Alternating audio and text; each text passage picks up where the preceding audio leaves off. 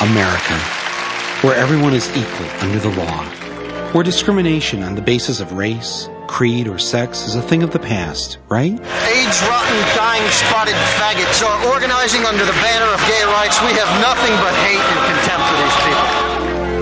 Shouldn't they, take all homosexuals from one city and just put them in the city of their own?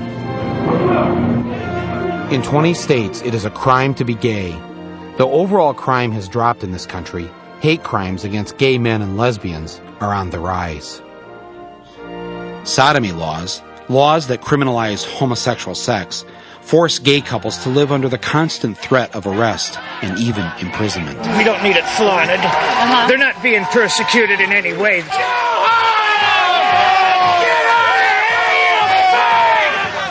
But no single event has galvanized the country's attention toward violence against gays than the brutal, senseless murder last year of Matthew Shepard, the University of Wyoming student who was beaten and left hanging on a fence to die by two thugs who killed him for no other reason than the fact that he was gay. The entire nation reacted with shock, and suddenly some people were starting to pay attention. It was clear what I had to do. Enter our Freedom Riders. The Awful Truth Gay Team. Xavier.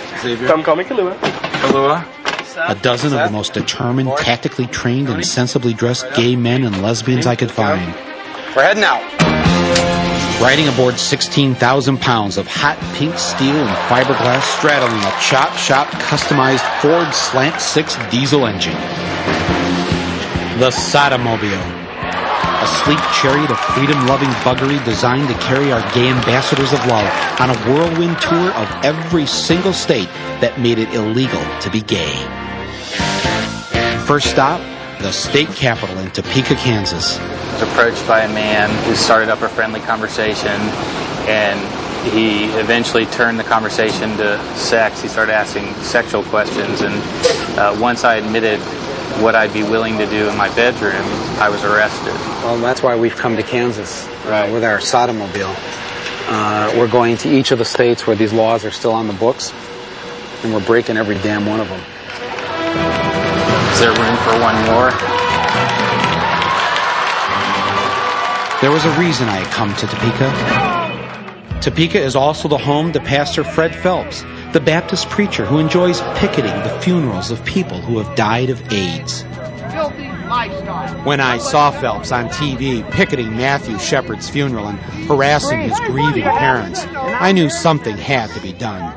I decided to pay a visit to Pastor Fred. So you like funerals? Well, it's a good time to preach. Yeah.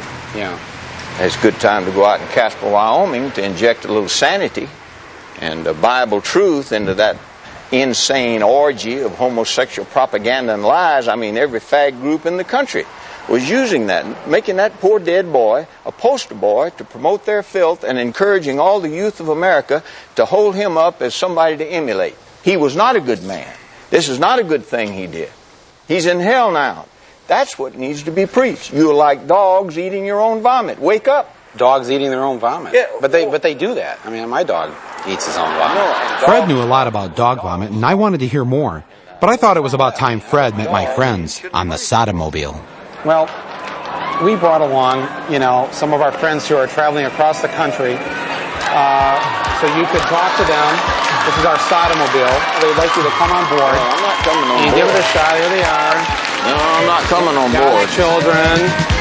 And then the sodomy really began. You don't want me in there. We were breaking laws that Phelps hadn't even heard about. Way to go, guys. Way to go. You're doing good.